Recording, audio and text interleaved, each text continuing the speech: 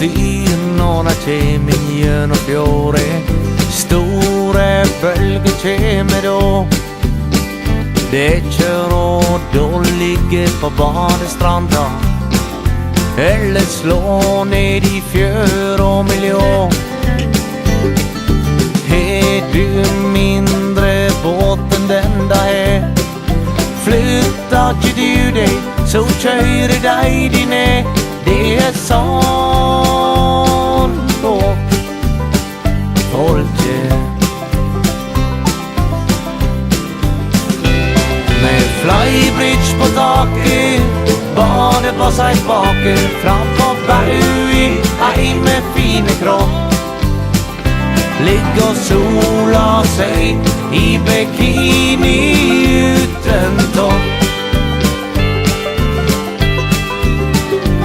De smiler og de vinker, sjå min flotte båt. Har du mindre, ikke prøv å legge godt. Det er på folk, og de er noe for seg selv.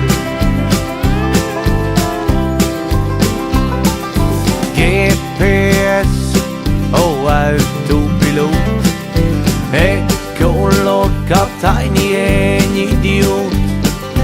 Tampene er faste når de teker av, de dreger med sin brygge ta alle slag.